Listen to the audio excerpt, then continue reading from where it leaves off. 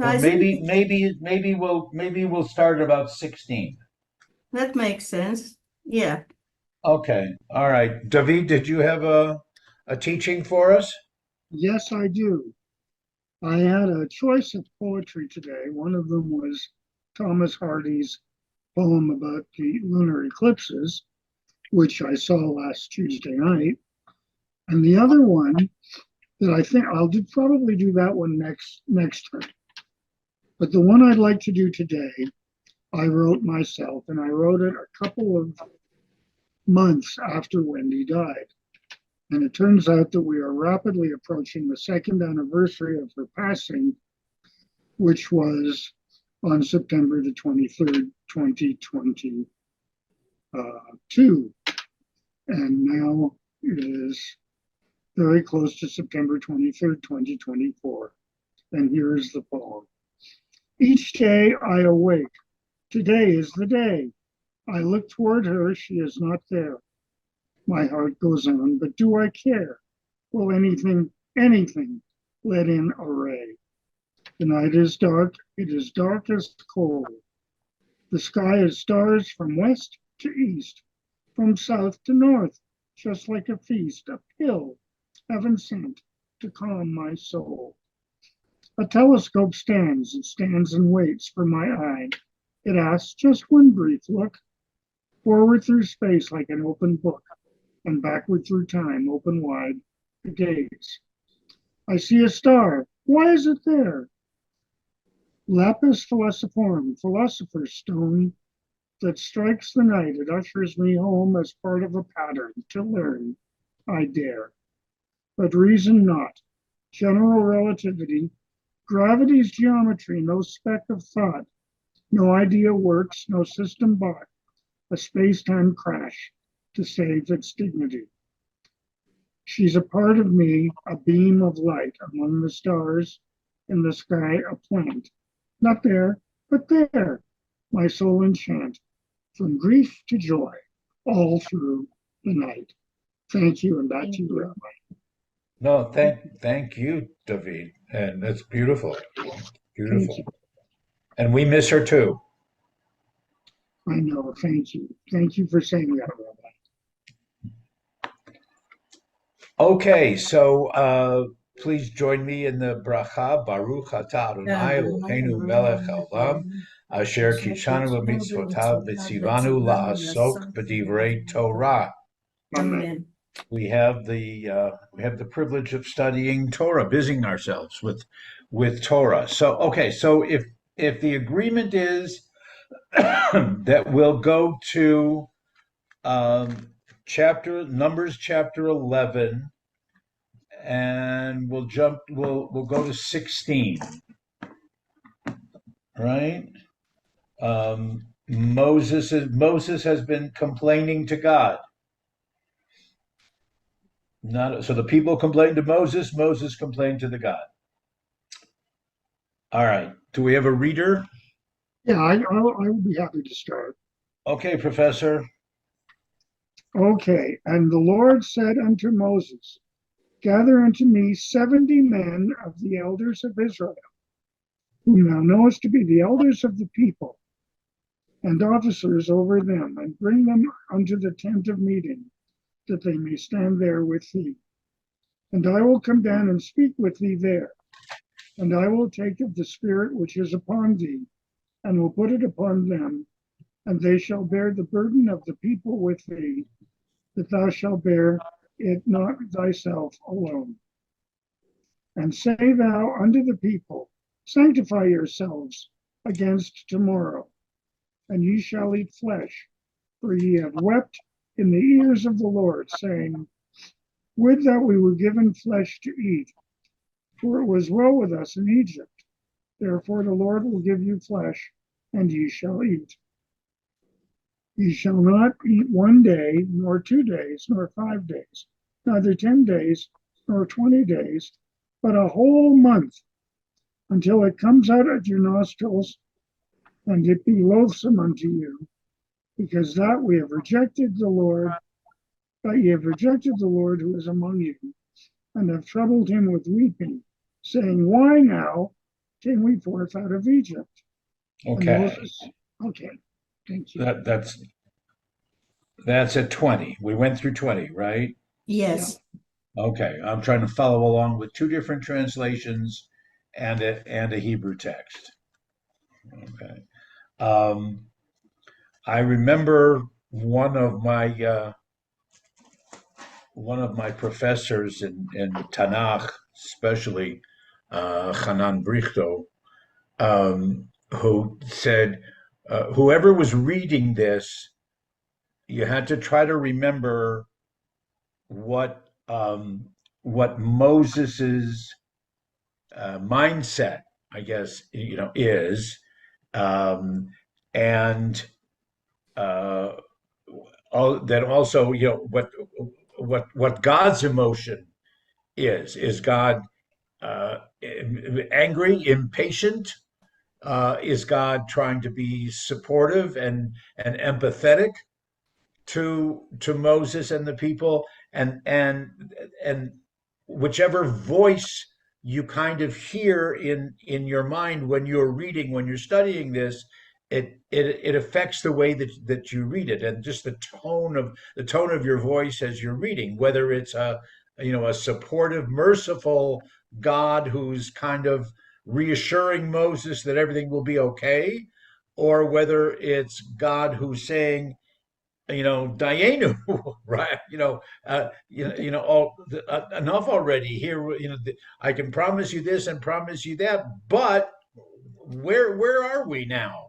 I remember we said a couple of weeks ago. We said it almost sounds like Moses is reaching his burnout stage, and again, is God understanding of that, or is God further impatient with Moses because of it? So, what's going on? Okay, first God says to Moses, gather 70 elders, and 70 is another one of those numbers that kind of reappears time and time again, not only in the Torah but throughout Jewish history. And there are 70 elders, there are 70 in the Sanhedrin, there are 70 this and that, and whatever. But and what is it that they are supposed to do? They'll share the burden, and Moses won't bear it alone. But is that because God is losing faith in Moses? Or is that strictly because Moses is saying, I need help? And let's start from there. Put ourselves put ourselves in Moses's shoes. What's God responding with? A supportive tone or an impatient tone? I think Moses is overwhelmed with, all that is going on. He states there's 600,000 men here, and you're gonna feed us for a whole month. Won't that take all the herds, and won't that take all the fish in the sea to do so? So I believe that, God's kind of responding with disappointment and saying, well, I'll show you what I can do yet again. That's just the feeling I have. Okay. Just suggest something different. I'm thinking that I agree with the rabbi with the Dayenu part. And it's a little interesting to me because, of course, that has become an expression for Jews all over the world, Dayenu this, Dayenu that. And it's interesting to know if this is the case that God might have begun that. A little bit out of anger, but false anger. I don't think he is really angry at his people for how they behave, because I think he expects that. But I think he is trying to tell them to maybe look at the bigger picture and to coach them gently and urge them onwards. That's how I see it.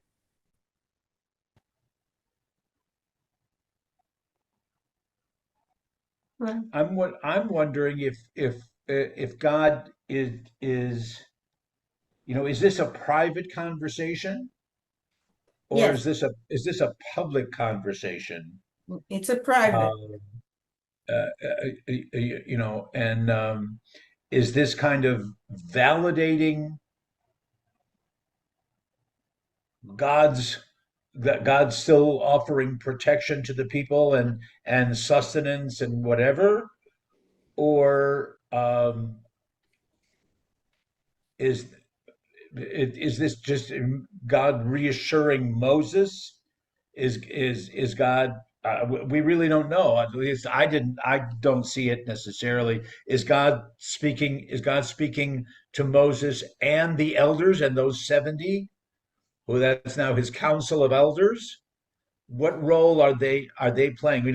Earlier we saw when they were assigned, they were there to help adjudicate, but this doesn't seem to be that. And there's a comment or a midrash that those 70, many of them had died already. That this is a new a new group of elders, The because younger elders, yeah, the younger elders, yeah, elders, version yeah. two. But I'm a little confused with all this. Well, I see it as three pieces here. You have the first one, you have Moshe being fed up, and he asked to be killed. He said, "Kill me, I cannot take this anymore." It doesn't ask for help. It doesn't ask for help. He asks, you know what? It's just like the very, very beginning of, I cannot do this. I cannot speak well. I choose someone else and so forth. And here it comes back. He said, I was right. I cannot do this. These people are just out of control. So we have that piece that we have not read today, but we heard about it. And then Adonai brings a solution. He said, okay, do this and this and this. These are instructions to Moshe. This is a solution for you. And then he gets really, really angry. I mean, no one will say, I'm going to feed you not just one day, not 3 days, not 20 days. It's going to come out of your nostrils. You'll be so fed up with this that maybe you learn your lesson not to ask for something like that. So there is the conversation of Moshe and God. Then there is the response of God to Moshe. And then it seems like Adonai is speaking to Moshe, to the people, but that doesn't make sense because he never speaks directly to the people, but through Moshe's Right. Yeah. That prophets. it seems like it's almost that last the threat. I'm so fed up with you, da, da, da, da, but that seems like it's Moses speaking. It's not Right, God. It's not God's. It's not, the Moses is once again, is taking it a little too far. but he talks in first person. Hmm. So he cannot do it. Someone else will have to give that meat. And to the people you shall say, yeah, you're right. Yeah, he quotes God. He said, you shall say this. But it comes from the upper management there. You tell the people and see what happens. And it's nice to see those words are very similar to the feelings that Moshe has. That frustration comes from above as well. That there is understanding and feeling bad for his not slaves, for avdo, to his Servant. His, servant. yeah. Yeah, but he's a protege of Uh-huh. Yeah. God. So it's a very lovely passage. Lovely. Yeah, I agree. I right. agree. I don't know if lovely is the word. Yeah. It's a, it's Poetic. Poetic, yeah. yeah, and because there's Moses, after the way that I see it playing out in the scene is, if you will, is that Moses is ready to go out and yell at the people in frustration, then turns back to God and says, where, they're like Grace was saying, 600,000, where are we going to get? We're out in the middle of the desert. Where are we going to get enough food and fish, and to feed all that? And God has to calm him down again. Wait, Moshe, trust me. I know what I'm saying. Yeah. Have I let you down before? I can make it happen. One thing I would like to build on what the two rabbis, the foundation that our two rabbis so explicitly laid just now, and that is that we have to remember, I like to think that he was talking with Moses in person and not anyone else. But Moses was very, very intelligent. Probably not quite as intelligent as our two rabbis are, but he was really up there.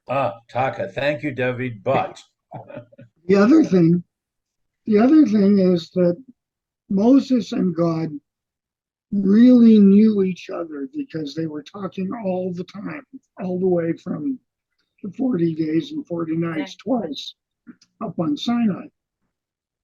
And so I think his words are as comfort and as warning to Moses. And but thank you. I just wanted to throw that in. What's the warning that you're talking about, David? Well, not really, maybe not really a warning. I just kind of came to mind. But as you said, that God is saying, do this and do that, and I will feed the people so much that it's going to come out of their nostrils. I interpreted that as a warning. Behave yourselves, or else this is going to happen. there's also possibly what the psychologist calls some projection here.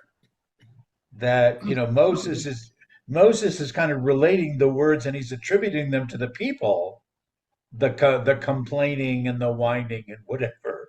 But some of it may have been his own, like I said, frustration, depression, anxiety. Some of that coming out also. Yeah, but because of the people. Well, because of the people, or maybe he even shares some of their, their suffering. They're suffering too. But it's certainly in response to something that I had said earlier, that we've been saying, is this a public conversation or a private conversation? The assumption is that it's private, because in verse 24, Moses goes out from the presence of God and starts talking to the people and reports to the people what has just happened.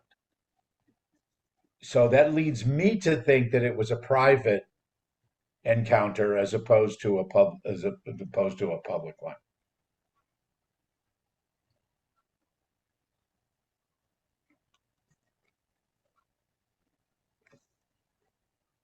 One thing that I would like to add on that, the ending of every service, we tend to sing Adon Olam, for he is one no second shares his nature or his loneliness.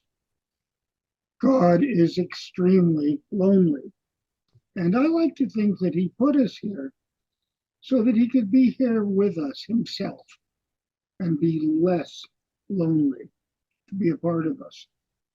And something that I think adds to the friendship that God has developed with the people.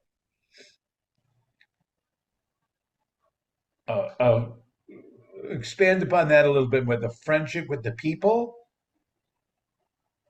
Yeah, the idea of a friendship is that friends can dictate, they can warn, they can yell, they can scream, they can lose their tempers, but they remain friends.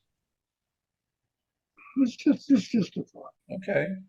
David, can you sit closer to your microphone or bring your microphone closer to you? Is this better? Yes. Thank you. I will try to be more alert to that. Okay. Well, let's go on a little bit. Um, let's do 24 and 25. Right? Oh no, actually we were 21. We stopped, right? Yeah, 20. 21. Yeah. We've been summarizing that or referring to it, but we didn't officially read it. I can read. Please. But Moses said, the people who are with me number 600,000 men. Yet you say, I will give them enough meat to eat for a whole month. Could enough flocks and herds be slaughtered to suffice them? Or could all the fish of the sea be gathered for them to suffice them? Want me to continue? That's the end of Yeah, 22. do through 23. Okay. And the Lord answered Moses, is there a limit to the Lord's power? You shall soon see whether what I have said happens to you or not. Right. Okay. To the so Moses is now there's almost like I said it almost seems like it's a projection. Moses is still going back retorting to God saying, but yes, you say you're going to take care of us, but how is this going to happen? And the same words that the people are using. That's why I say it's kind of a little bit of a projection. Is it where are we going to find enough meat to eat? We didn't have that problem in Egypt. We may have been slaves, but at least we weren't hungry. That's their false memory, but that's what that is. And so God answers Moses, listen, buddy, haven't you seen already? There's no limit to my power, to what I can do. So just wait and see whether I can do this or not. Don't oh ye of little faith, right? Yeah. It's kind of self-talk by Moshe. He said, okay, fine, I'll tell the people that you're going to feed them. But then he thinks to himself, gee, 600,000 people you're going to feed? I mean, give me a break. And then he thinks again and maybe recalls everything that has been done already, parting the sea, coming out, etc., etc.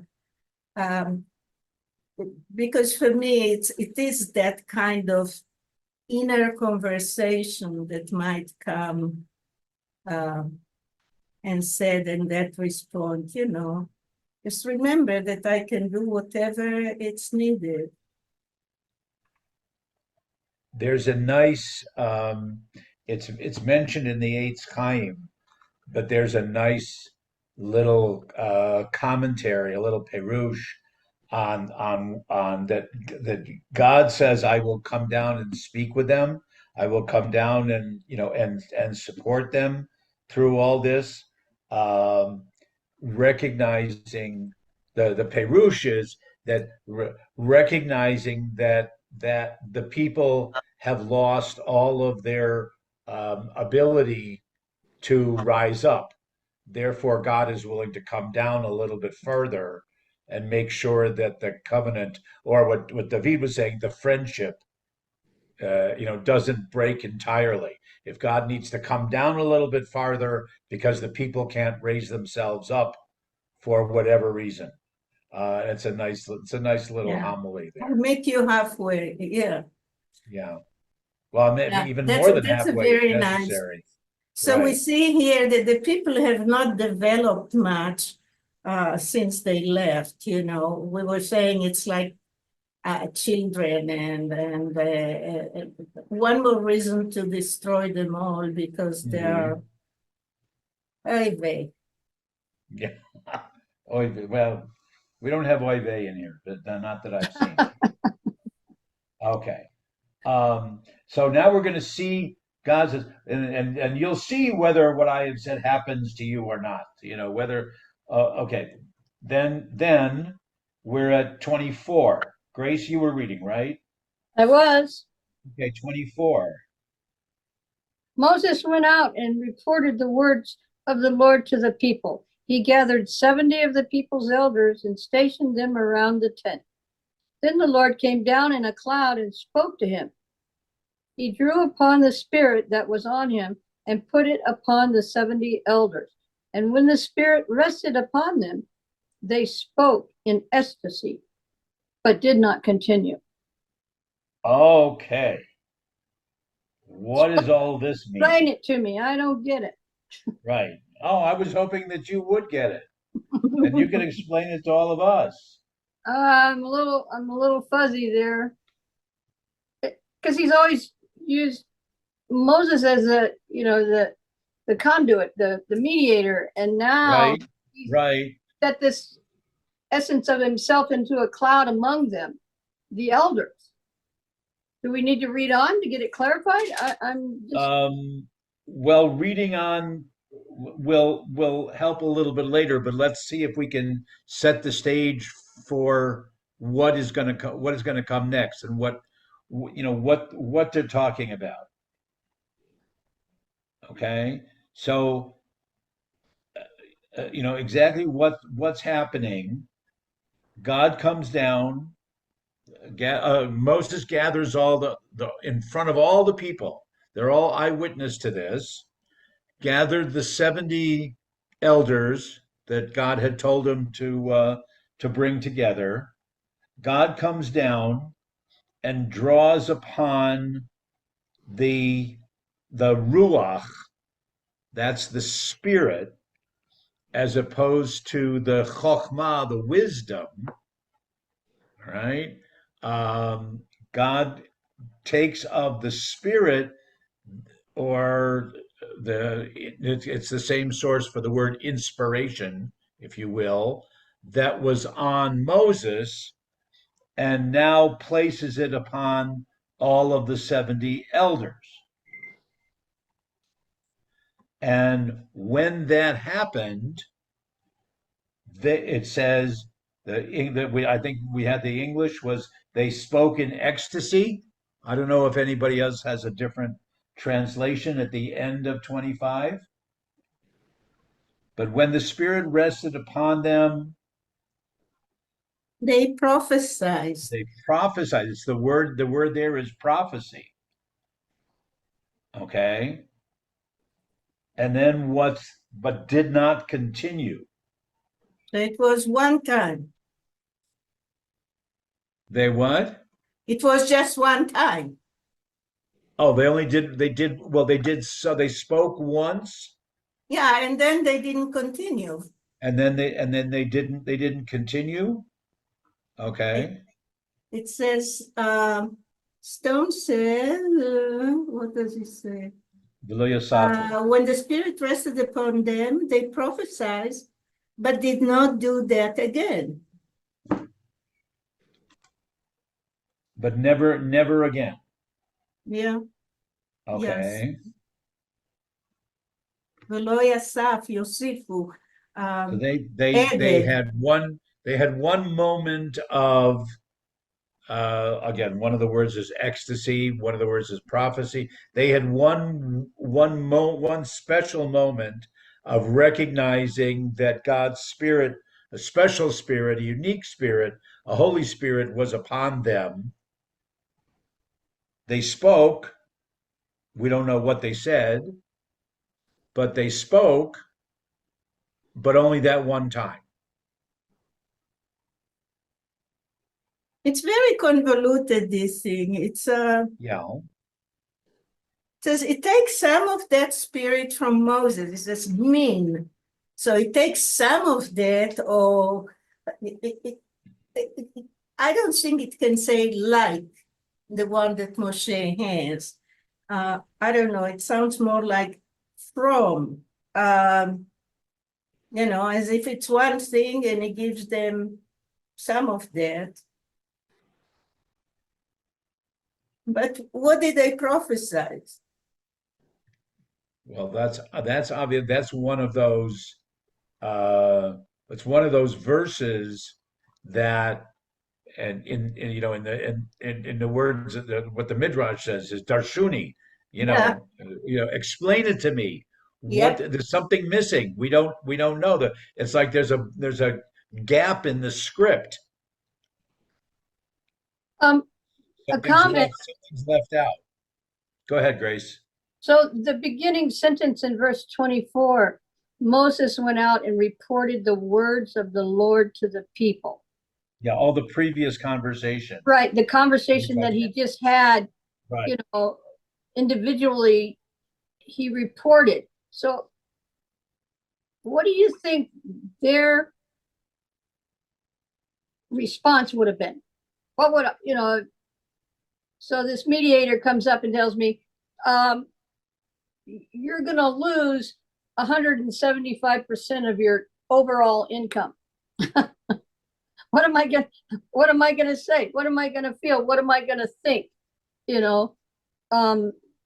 I'm not saying that's what Moses said, and summarizing the conversation that he had with the Lord, but wouldn't you imagine they might have some sort of expectation?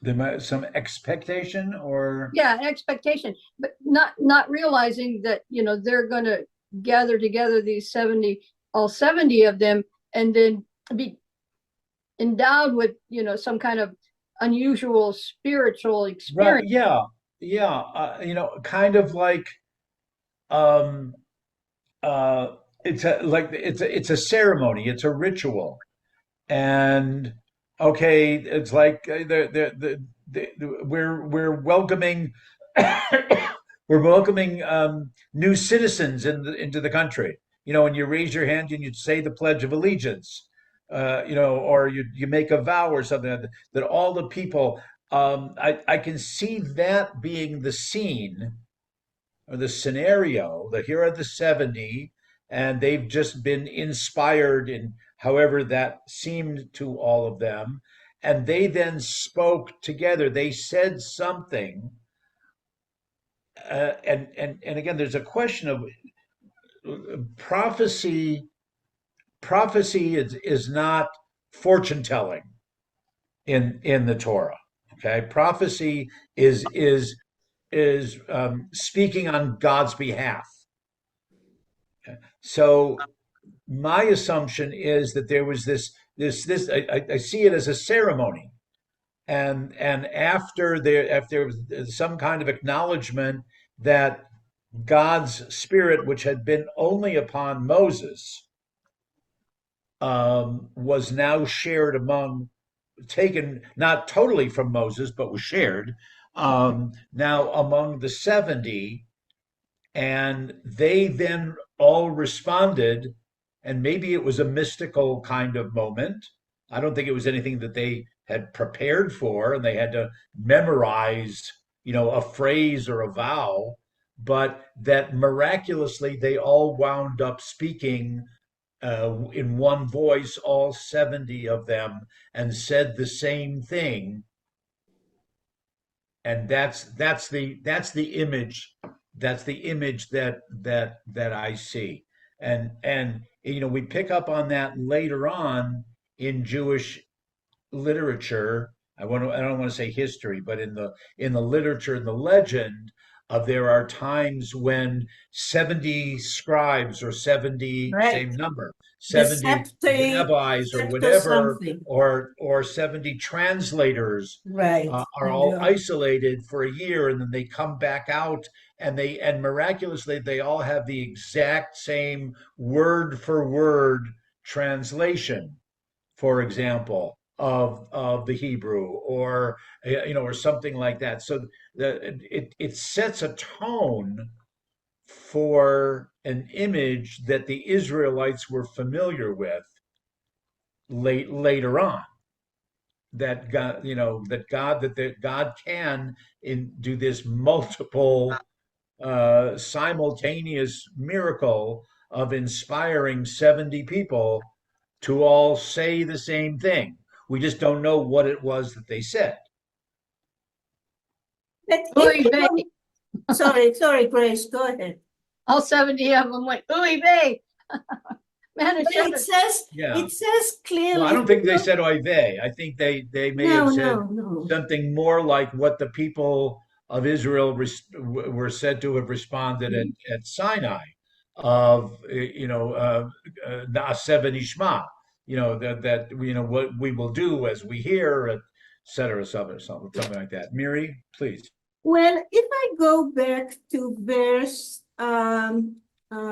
16, it says, 16? gather to me 70 men, the elders of Israel, whom you know to be the elders of the people and its officers. Take them to the tent of meeting and have them stand there with you. I will descend and speak with you there, and I will increase some of the spirits that's upon you and place them upon them, and they shall bear the burden with you, and you shall not be alone.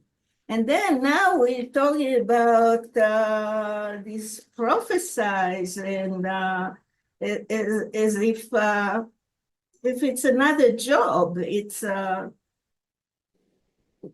in the other one, it's nothing that's Kabbalistic or, it's a very clear job.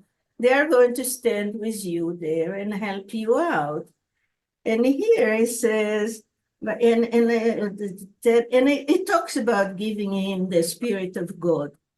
But here, the only thing that they do is prophesy. They don't help. They don't say, okay, I'll take the misdemeanors, and you're going to take the higher level. Right. It comes back in a different way. I still see it as a ceremony of some sort, that as an acknowledgement. Back in 1617, God tells Moses, this is what you should do. I will inspire them. I'll give them some of the ruach. Yeah. And then here's the narrative that says, and it happened. Yeah, but they don't do the job of helping him to bear. The only thing they do is prophesy that we don't know. They don't do the job yet, because they had to somehow have an installation ceremony that the people recognized that this actually came, that this was validated. This isn't just Moses saying, hey, Right. 70 of you guys, and by doing this and having them speak their words or whatever it is, it's an affirmation that God was involved in the and then choice. as we continue, it says, and it seems like they all left, because it says the only one left was Eldad Umeidad. So, they prophesied and left. And prophecies given, we talked about that in another content. How do you become a Navi? How do you become prophet? And it is a connection with God. They speak the word of God, but it's not an official job.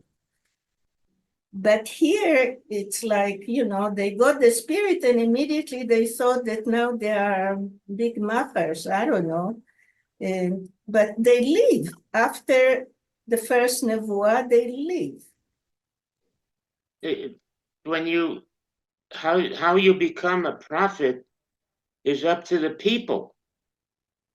That's it. If you start to talk and you say things and the people believe it, Yeah, that would be the foundation of becoming a prophet. right, right. That's not up to God, it's up to the people who Moses is talking to. Yeah, and we saw that when there were people that were in charge, the Levites that were in charge of cleaning the temple and so forth. It was an official thing that came from above. And prophets, geez, I'll have to go back because I remember looking at the difference between those and a Navi and a prophet. I know one thing. The prophets can live at any time. It's not an official thing like the Kohen, like the priests. But the Navi, the prophet can leave, and stop doing his nevuah, which these guys are doing. They're just leaving. They did it once and then they leave. And now I don't remember where it was. I think I read that at Friedman at one point. What's the difference between them? And a V is, as you said, Michael, it's this person all of a sudden feels that, well, I don't want to say that in a not nice way, a schizophrenic person all of a sudden hear voices, let's say. But the Navi hear voices that tell him to tell the people, blah, blah, blah. Usually the people don't listen, but the Navi can just leave. It's not something that was given to him from an upper power or from inheritance like a Levi. See, Levites cannot leave their job. The priests cannot leave their job. Well, in the Bible, though, the Navi is chosen by God. Hmm. The Navi, the prophet, and it's not always a prophet. Sometimes it's like the king's, like Nathan, like the king's advisor, you know. But the Navi is chosen by God to speak in God's name. And like, you're right, the people don't always listen. Most of the time they don't listen. But the people, it's like everyone's from Missouri, the show me, show me, show me, and I guess that fellow was right, or I guess that message was the correct one, even if it's a generation or two later on.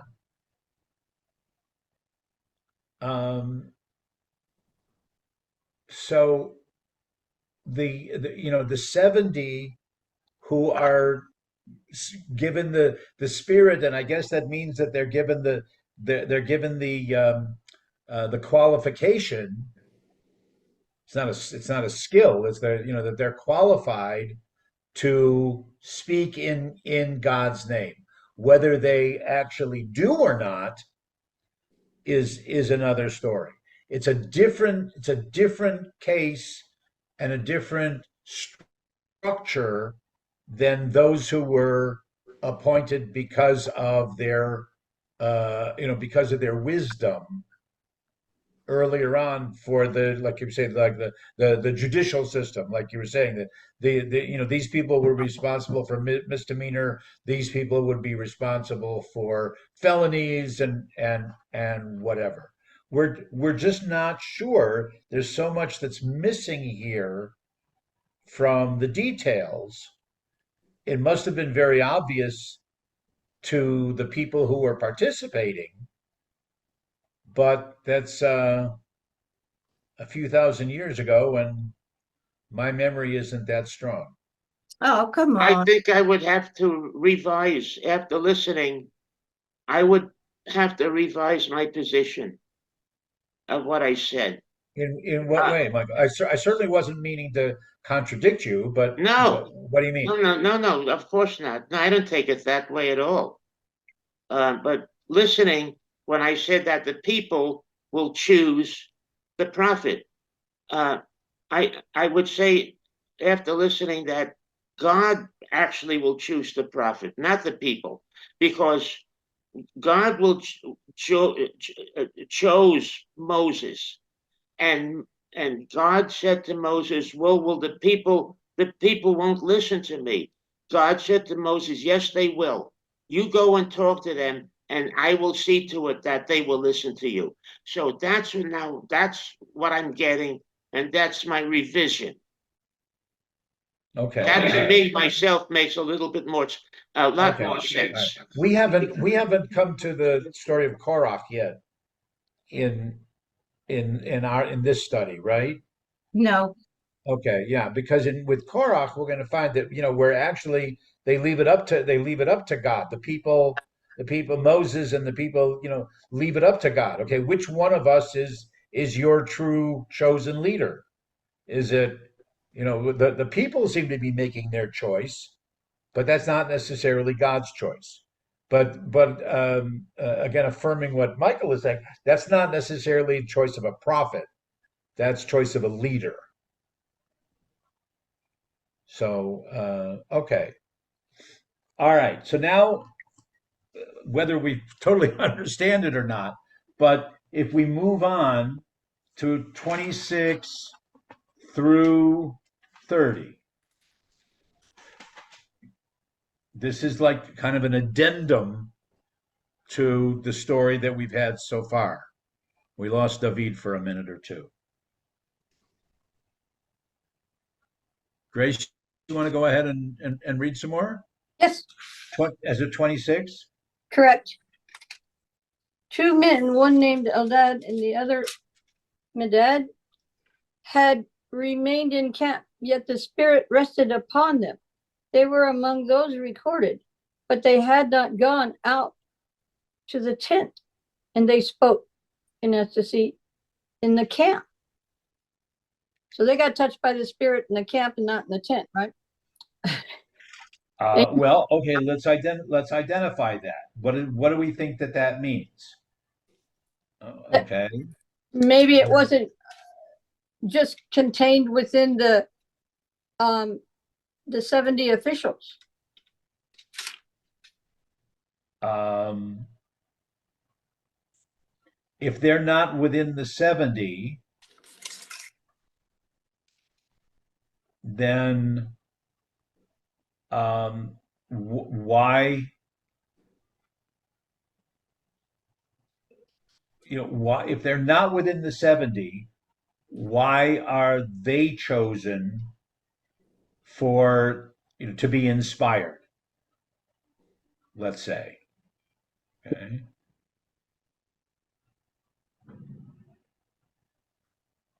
Maybe to spread the news through the camp and share, because I can't imagine they would just be in the camp all alone. The two, segregated. There must have been other Israelites among them. I'm just wondering if they were just, a couple of extra messengers. Because the people in the camp may have, obviously this cloud came down. They're able to see it from the camp, is what I'm thinking. Yeah, we kind of picture that the Ohel Moed, the tent of meeting, where most of this takes place, we picture that as being in the center. Yes. The headquarters in the center. But this description kind of gives the impression that the tent with a capital T, that the tent was outside the camp, as opposed to being in the middle, for one reason or another. That might have been just because of a temporary situation where they were at that particular encampment. But because it certainly doesn't seem like that was the more typical layout logistics. But this seems to say that the tent was outside the camp.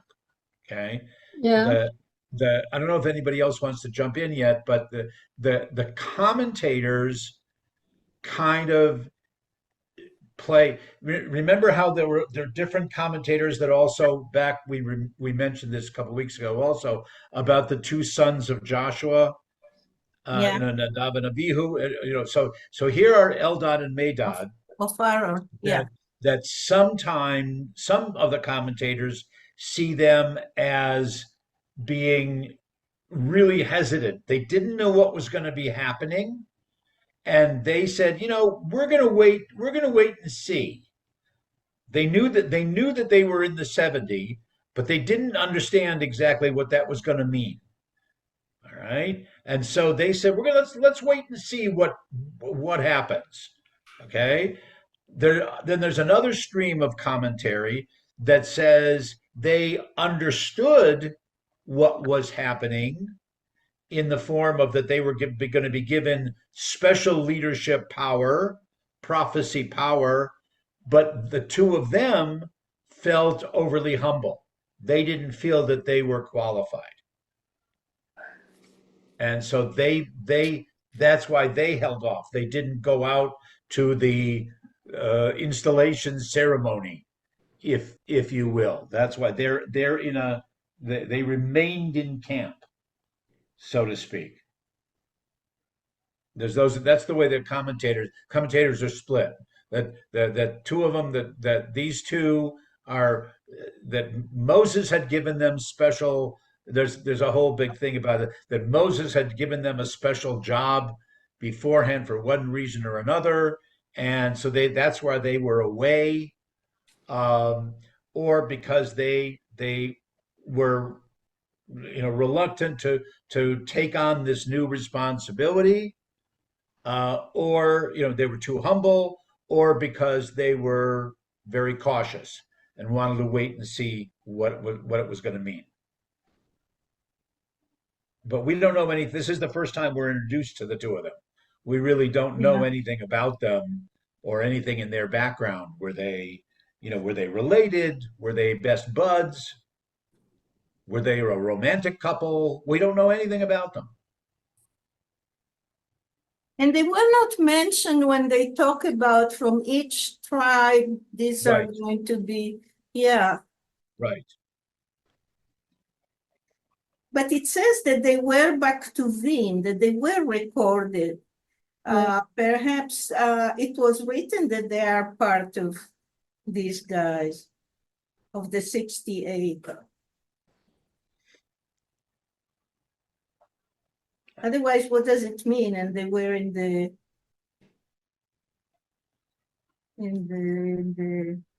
recorded ones. Well, but on the other hand, we don't.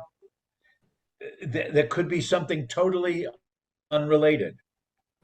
Yeah. Because the others of the 70, it doesn't say anywhere else that their names were recorded. Now, we have names of all the elders and the leaders of the tribes.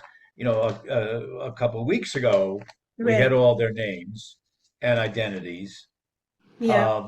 But it doesn't say in this particular section, it doesn't say that, the scribe wrote down all the names of these 70. But So this may be something totally unrelated. And they said they did not leave the tent, and they prophesied in the Machane, among the people. So how can they do two things at the same time?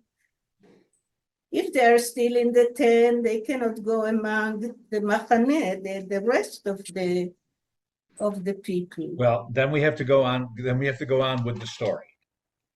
Okay, so we're introduced. Then we go on to 27.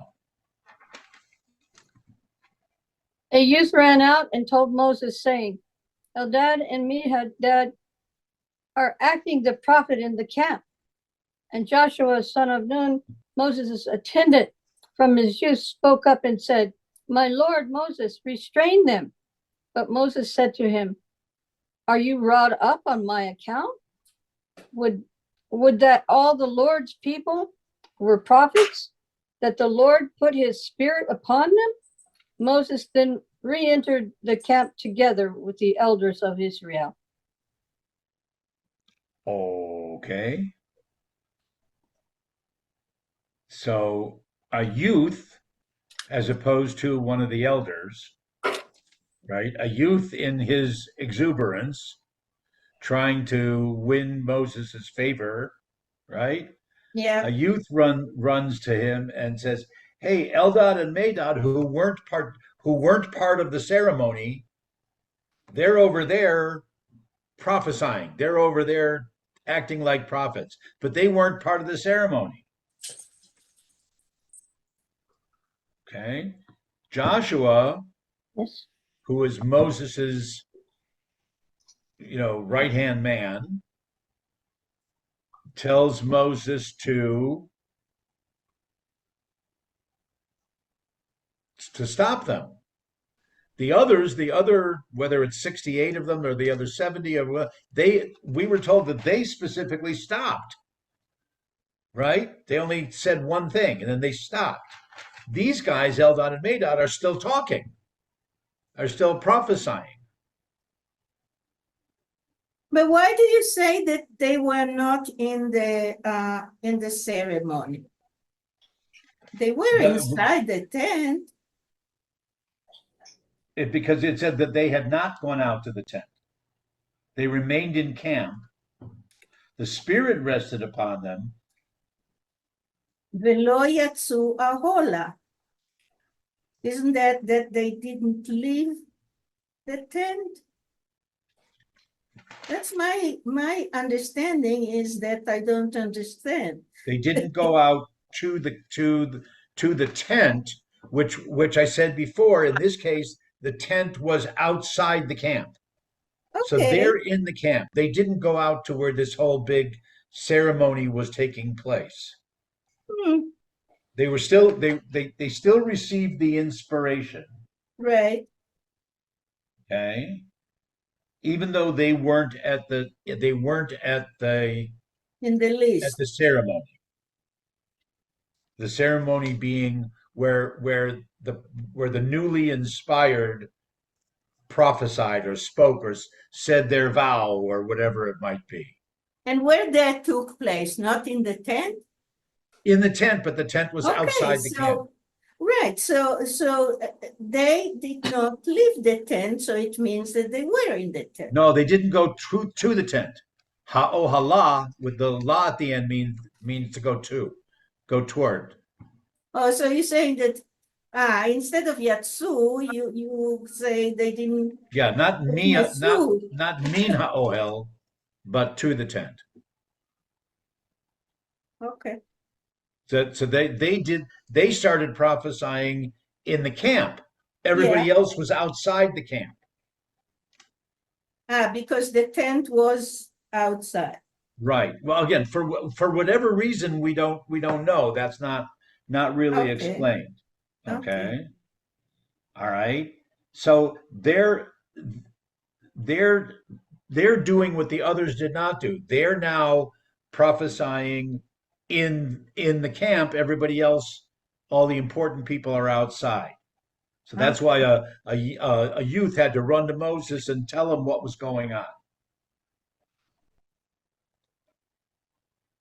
Joshua says to Moses, "You better stop them." Put them in jail. Yeah. Okay. But what is Moses's answer? Are you jealous? Uh-huh. Are you jealous for me? Yeah. Or is it for me or of me? Yeah. Yeah. And I wish that everyone was prophet among the people. Me 10. right? Okay. Moses says to Joshua, thanks for being concerned about me, but this has nothing to do with me. This is God giving inspiration to all these others, whether they're in the camp or not. I wish there were more. It's like Michael was saying before. I wish that there were more people who would act like prophets, kind of thing. This is a very complicated thing. Isn't it? Yes. It's a short one. They're in the middle of nowhere. Yeah.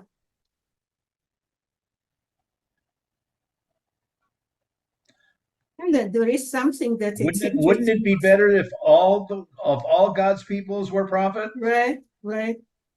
That God would put the Spirit upon all of them? That will be great.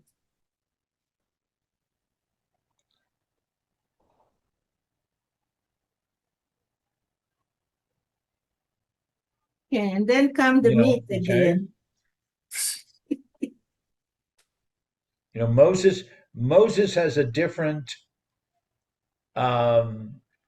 definition of leadership. Moses has a different concept of what the people can be, certainly rather than Joshua does.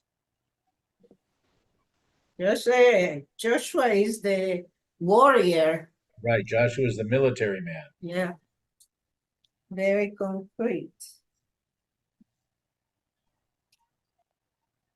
But he protects Moshe as being really special.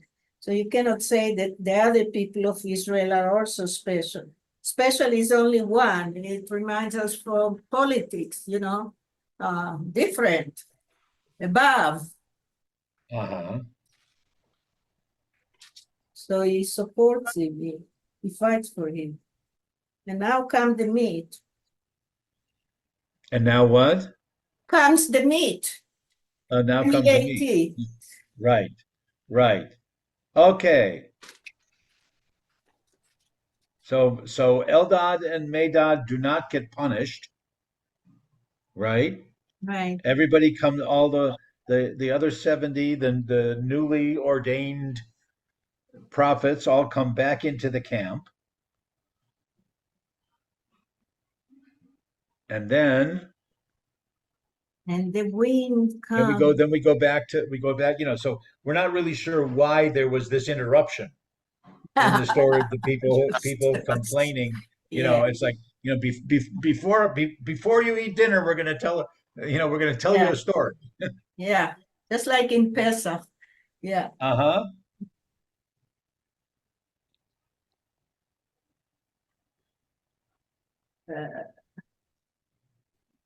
Okay. All right. So let's I don't know. David, you want to read for us the story that goes 31 to 35. Okay, let me try to find it. I was so involved in listening to what you had to say, but here we go.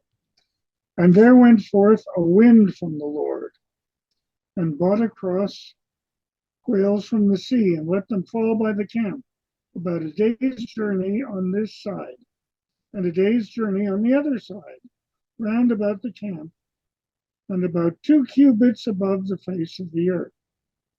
And the people rose up all that day and all the night, and all the next day, and gathered the quails. He that gathered least gathered 10 heaps, and they spread them all abroad for themselves round about the camp. While the flesh was yet between their teeth, ere it was chewed, the anger of the Lord was kindled against the people, and the Lord smote the people with a very great plague. And the name of that place was called Kibroth Batavah, because they buried the people that lusted. From Kibroth Batavah, the people journeyed unto Hazeroth, and they abode at Hazeroth. Okay. All right. So you thought that everything was hunky dory, and and that Moses had interceded, and God relented and was going to send food for the people. Yeah, I did. I should have worn a tie. Should have what? I should have worn a tie today. Okay. Um, so there's numerous, numerous quail. Okay. All over the place, outside the camp. The quail doesn't come inside the camp, as opposed to the manna that had fallen within the camp. Okay.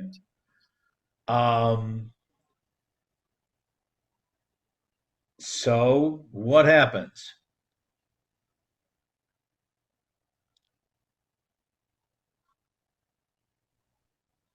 I think this is a story of gluttony. Uh-huh. Yeah, They overindulge and they make themselves so sick from it that some of them die. Maybe some of the quail spoiled and they were eating spoiled meat. Or it was spoiled meat that they had just left out because they couldn't eat all of it right away. Yes. they kept, yeah. And they brought it into the camp, which obviously was against God's will, because otherwise it would have fallen in the camp. But since it fell outside the camp, it was seen as a test, right? But we know from the manna that God says, just grab what you can eat. Don't Mhm. keep extra. So maybe the same statement that it's not said here was also there. And with meat is even worse. So they just ate and then collected more for dinner. And I think And the that next that dinner, issue, and the next dinner, the and the next next dinner, dinner, yeah, right? And then a lunch thrown in, and some breakfast, and some television snack, and yeah, they just kept on eating and eating and eating and eating and eating. And it was he rancid, brought or a they just they kava. overgorged. Yep, One kava. thing that I'm noticing about the camp, this is a camp that is supposedly housing 600,000 men, maybe 5 or 600,000 women, and another 6,000 children. It's a huge camp. It's the size of a city. And for the for the food to fall outside that camp, they'd have to go quite a distance to get it. Mm-hmm. And there's no indication, as was alluded to before, there's no indication that any of them remembered that you're supposed to provide food for the stranger, or for the widow, or for the orphan. There's nothing about that they shared any of this. They just went out, laid it out on the ground, and ate it when they wanted to, right? Hmm.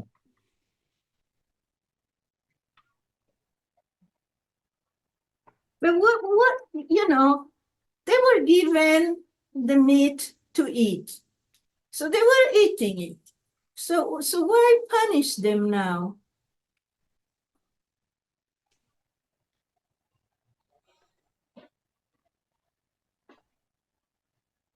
And your answer is? I don't know. Not true. When the wrath of Shem, he says, the meat was between their teeth, not yet chewed, when the wrath of Hashem came against the people. Could it be punishment for their doubt? Doubt? Right. Could be. Or they're complaining. Yeah, they're whining, complaining. Mhm. Yeah, but it's And They so this doubt it. it's irony that Mm. because you complained that you didn't have food, now you're going to die because there is so much food. Or the thinning of the herd. Again, irony.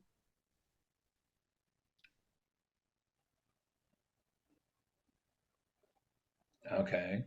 Yeah, see, I see it as a little bit, some of it at least, as a test that there's so much there, but there's no indication of sharing, of providing for those who, for one reason or another, could not gather food. There's nothing about giving it to the animals. well, It's that's a that good kind of a test, and midrash, you know. it That's doesn't a it doesn't midrash say about what's not there. yeah. Says, yeah, we expect that. But I think that even stronger is the fact that the word tava, which is desire or coveting, or even a stronger word, appears 3 times. So as if they were punished for that kind of behavior and sense. If I read just the word and not that they were not nice to the ger and yatom and almanah, because I don't know about that yet. Oh, sure they do. Sure they do. Ah, Back in Exodus, they were told all that. oh yeah, I forgot that Exodus comes before Right, this. yeah. Yeah. But I was drawn to the issue of tava, that Uh-huh.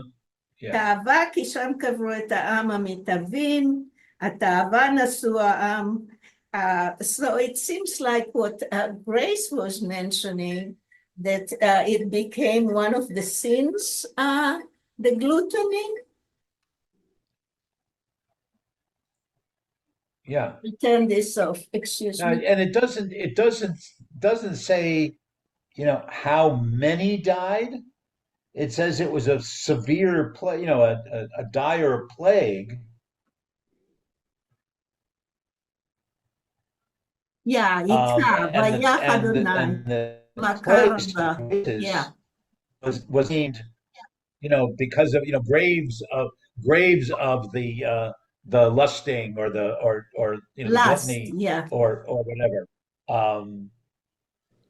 But it's not a total. It's not like after the golden calf, where hundreds of Right, thousands died. right. Right. And then we understand, I mean, there is very clear. I would say that this stuff, it's not clear.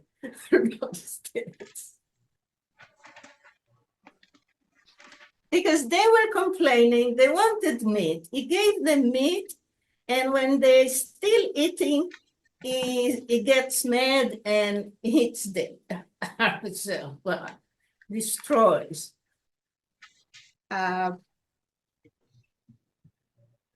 Yeah, I can say what you have said, going one shlav above the literally written shot.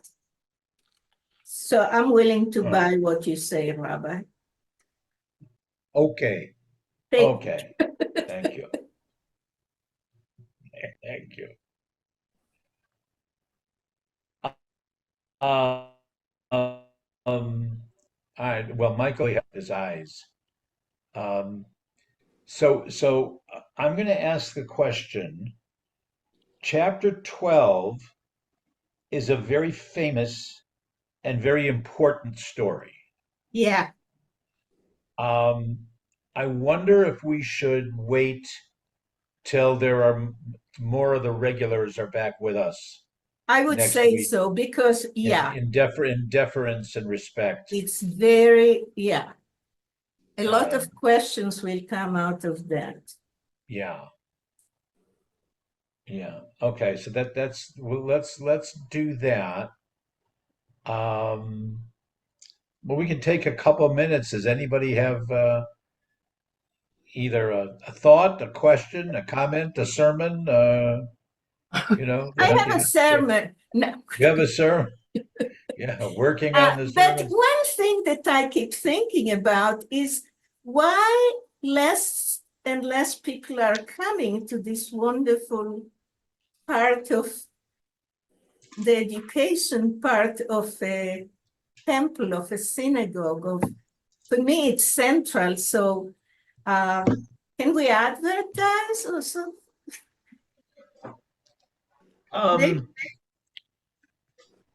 Well, I wanted to, with the assumption that, first of all, there are a couple of people who are snowbirds and they're not back yet. But that doesn't mean that they couldn't be doing it on, on Zoom or whatever. But there are a couple people, um, and then the people I assume that I'm going to see during the high holy days that I can make a comment and say, oh, we've been missing you, da da da, like, and we know who some of them are, and see there's some who aren't members of the temple anymore, but that doesn't mean that they can't still participate. Maybe need a little bit of an outreach, or just a friendly, hey, we miss you, we miss hearing your insights and your questions, and maybe we can all. I mean, I think you're right, Mary. I think we can, maybe we can, if each one of us thinks of somebody who we enjoyed their company in this kavra, in this group, that if we can try to talk one person and coming back in, we'll get back up to we had like 14, 15 people that were involved for quite Yeah, a while. yeah. Yeah. And the issue probably, for me, studying Torah, Talmud, whatever, is my prayer. It's between two people studying Shekhinah Shofenet there. I mean, the Right. idea of in our tradition, the issue of studying, of learning, how important or how valued it is. It's not in the knowing level. I don't know. I'm sorry. No, don't apologize. No, it hurts me. No, and I don't know. Maybe Marty, as the Rosh Yeshiva, so to speak, as maybe he has communicated with some of these people, and they've told him, of why they haven't Yeah. been attending regularly. I don't know. But it's a conversation that we can You know, have. But I once certainly. upon a time, when you were not here, this guy, Ted, Zichrono Livracha, stopped coming and he said, well, I'm sorry, in La Posada, or some other person was, in La Posada on Saturday morning, they have poker. So Aha. he had to choose between Torah study and poker. That's that. Yeah. And Rabbi, if you Gracie, stay Gracie. after we finish, a couple of things that I would like to share with you. So Sure. Grace, you wanted something to say?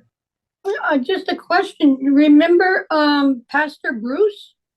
Yeah, yeah, matter of fact, I spoke with him last week. He misses coming.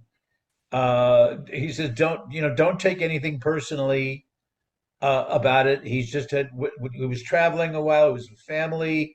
He did have some health issues, but he's doing better. But it's not like our community, so he frequently has funerals, memorial services, and whatever on Saturday mornings. So Mm. that's kind of what has interrupted his participation. But he made a point of telling me that he misses it, and and hopes to be able to attend. He just hasn't had the chance. And I think with a lot of people, there may be, well, whether it's poker, whatever, and people have to make some choices. But I'm wondering if maybe a personal a personal reach out of, hey, we miss you, and we miss your thoughts. That might help with some of the people. Yeah. Yeah. Okay. I'm going to send Michael an email just if he comes back on and sees that we're no longer here. But I wish everybody. Mira, you wanted to stay on for a minute or two? Yeah, just a minute. Yeah. Okay. All right. So I wish you the best. David, thanks for the reminder that it's Wendy's yard site. And again, Thank we you. miss her and send you strength on that anniversary. Thank you so much. And Yes. two of you did extremely well today. I found this fascinating. Thanks. Thanks so much. All right. Be well. We'll Thank you, talk to you soon. David. Shabbat shalom. Shabbat shalom, Shalom. Grace. Thank you. Okay. Yeah, what I wanted just to share with you was an article that I read by Desmond Tutu, in which he talks about forgiveness and forgetting, and Uh-huh. the differences into that.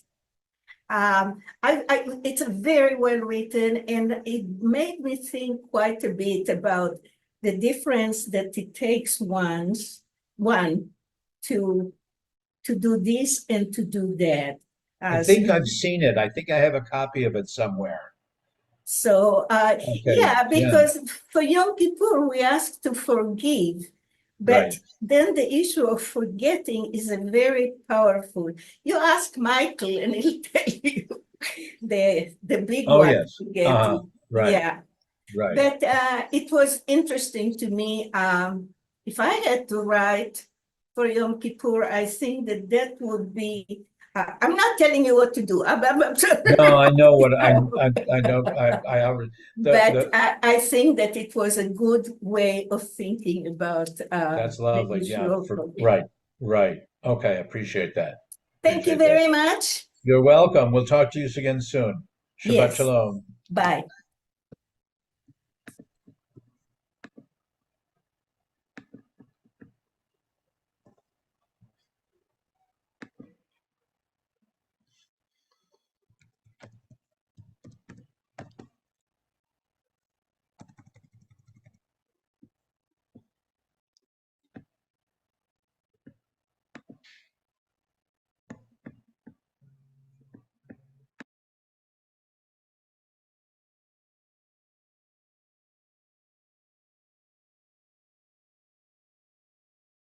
Mm.